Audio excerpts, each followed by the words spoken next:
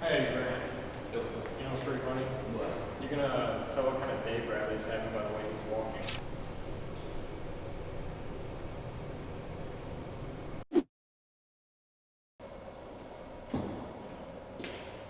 Yeah, I know.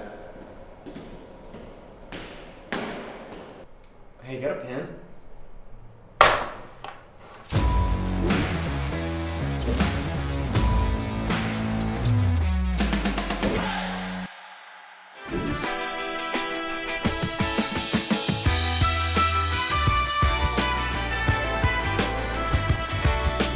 Number one thing is a good culture fit. That's it. Like that's honestly, if you have a good culture fit, everything else probably is going to work itself out. Because if they're not a good fit at what we're hiring for, if they're a good culture fit, we'll find a position for them. Our core values are we care because it's the best marketing strategy ever. We always play the long game. We're not worried about how it's affecting us today. We're worried about how it affects us in the long term. We take massive action in everything we do, and we always give more value than we take in every transaction. How can I give more? And that doesn't mean monetarily, it may mean emotional. It may be, we give you such a good attitude. It may be that we learn a little bit about you personally so that we can make recommendations for restaurants. Little stuff like that, but we try to give more value than we take in every single transaction. And typically the people that haven't worked out did not fit one of those four, if not all four.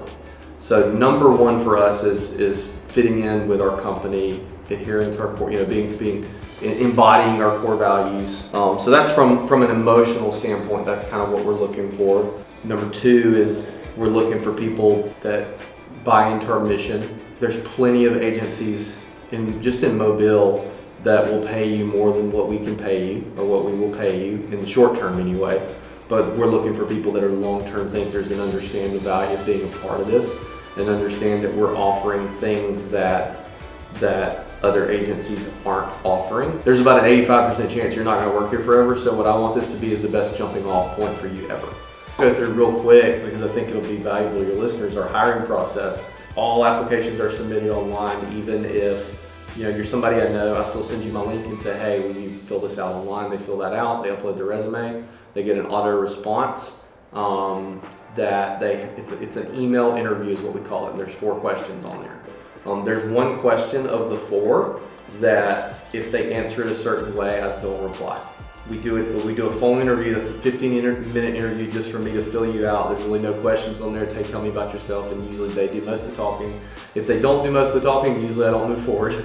They have to be personable, and that's coming from somebody who's an introvert at heart. So then we do an in-person interview that's just one-on-one with me. After that, we will do a DISC assessment and a sales IQ assessment. That returns me 68 pages. I know things about you that you don't know, and then at the end of that assessment, it gives me questions to ask you and what to look for in your answers. Not necessarily what you answer, but what to look for. So that's super. That's a lot of people get stopped at that point. And then the final step, which we have one of those today, is you sit down with me and my leadership team here in the office, which consists of me and 2 other team members, and we ask you a round of questions. It's about 30 minutes, and if it's not unanimous when you walk out the door, we don't hire you. I do a YouTube series called Making the Donuts. It's our weekly blog portal.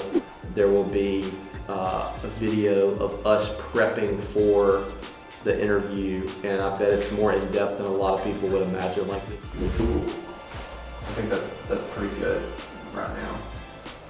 This is one page that's not overly, you don't want to ask too many. Well, psychologically, go build. Yeah, this profile, actual style is very level, adapted style is high I, slightly higher D than average, just barely higher than average, which is indicative of a good producer. High I's influence, direct, open, fast-paced, people-focused, optimism, and trust their emotions. What you don't want in a producer is you don't want to have or not that you don't want it, but typically the higher, I being the the highest and then D being the second highest. The reason you don't want the D being the highest is because that's more of like an agency owner, because that's about like dominance and control. Biggest motivator is economic, which may allude to the sales, wanting to do sales thing. The regulatory is slightly high, so test-wise, theoretical is slightly higher than average, wanting to learn knowledge. Aesthetic is off the charts low. So aesthetic is balance, harmony, and form. Having order is not something that's important, which probably will fare well here. So there's that. Either Leith or one of you two agree here, sit there. Give me a second to clean my office up, and then y'all come back here and sit down, and then I'll go get. Cool. I'm gonna print this out for y'all to have, and then I will forward the disc assessment to you guys. I have a friend that he was doing door-to-door sales, financial services. And he's like, I had it down to science. I knew how many zip codes, or how many houses in the zip code, how many houses in the neighborhood, and I could tell you if we went in the zip code today, how much money we were going to make, down to the dollar. And he's like, I recognized that was working less and less and less and less. And I'm talking about he did it for years. He's like, I want to go social media content, all that stuff. Well, he pulled the ripcord and just completely abandoned what he's doing and went to the content thing. And it eventually worked, and he's doing great now. But he had like 2 bad years, and it's like the old saying, like, dance with a girl that brought you to the dance. Yeah.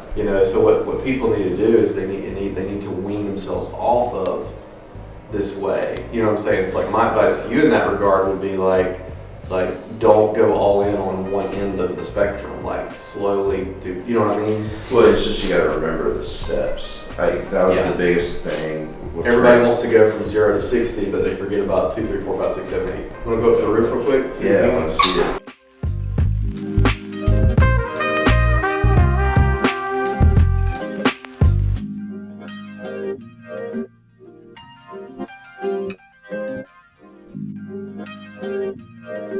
A lot of these historic homes, the restaurant that has the #1 burger in Alabama is right down the street, right down there. Renaissance Hotel, that one right there, that's where the Senior Bowl players stay. So what's cool is there's a bridge that goes across from there to the convention center.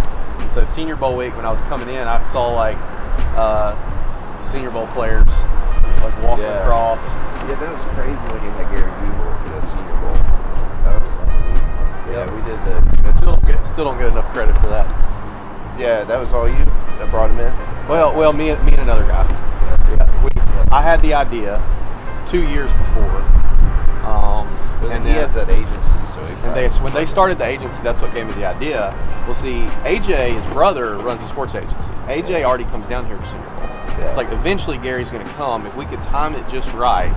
And so I reached out to a friend of mine who is an executor. Like he's the guy that gets stuff done in this town, and he didn't really have a project to work on at the time, and so he kind of took it, and that's basically what happened. He came for free. He waived his $150,000 fee.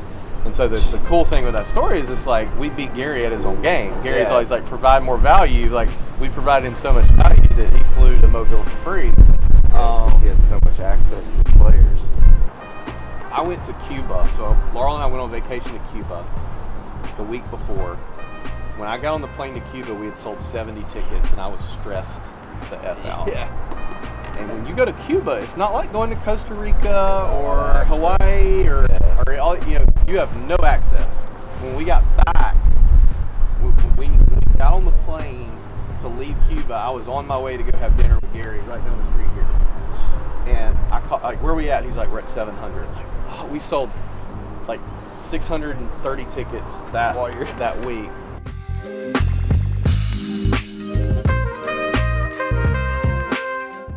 So, everybody, this is Bradley. How are you guys? My name is Bradley Flowers. I'm the founder and owner of Portal Insurance. We are on the bottom floor. The most exciting part of buying a house is the insurance. I'm the guy that puts everybody to sleep. I'll keep it real simple. there's 3 things you need to know with insurance as it relates to buying a house. Number 1 is don't need to try to do it yourself. That's just going to prolong the process. You're probably going to buy something that is going to be rejected at the closing table. So you need to work with an agent or an individual or a company. 2 is you need to pay attention to the wind or hurricane deductible. So down here, Mobile, Baldwin County, there's 2 different deductibles, which is the portion you pay of the claim if you have a claim. There's the fire, all other peril deductible, which is fire, water damage, stuff like that. That's usually $1,000 somewhere in that range. And then there's a separate deductible for wind, hail, and hurricane, which obviously we have hurricanes, and that's a percentage deductible. So usually it's anywhere from 1, 2, 3, 5%. Okay? And on paper, you may see a 5% deductible and think, oh, well, that doesn't look that big, but it's 5% of the coverage amount on the house. If you buy a $200,000 house, that's a $10,000 deductible. So if you don't have $10,000, aren't prepared to pay $10,000 towards that claim, you probably don't need to go with a 5% deductible. If you go to pretty much any of my competition around here, there's an 8 out of 10 chance they're going to quote you a 5% hurricane or wind deductible. You need to stick in the 2 to 3% range. That's typically what we do for our customers. And then the last thing I'll say, and I'll be done, is when you work with an agent or a company and you tell them you're buying a house, you need to ask them, what is your process for me buying this house because I'm closing? This is not me swapping insurance. And if they do not have a defined process to handle new home purchases, you need to go somewhere else, because that is a very important transaction in your life. And myself, and I'm sure you guys have seen many deals fall through because an insurance agent's dragging their feet, not doing the right thing. We at Portal, we have a defined process for home closings. It's completely different than any other insurance sale, and our number 1 goal is to get buyers to the closing table and get out of the way. So Perfect. that's a my good spiel. goal. I wish more had that. Well, kind of what we tell people is you have the buyer, the seller, the buyer's agent, the seller's agent, the appraiser, the processor, the loan officer, all these people who all have one goal, which is to get to the closing table. And then you have the insurance agent out here in La La Land trying to sell life insurance and auto insurance and all this other stuff. Come sit down with me for an hour and a half and we'll go over your coverages. What we do is we align ourselves with these other 7 people. And our goal is to get you to the closing table. We can worry about all that other stuff after the fact. That's good. Thank you, Bradley. So, yeah, just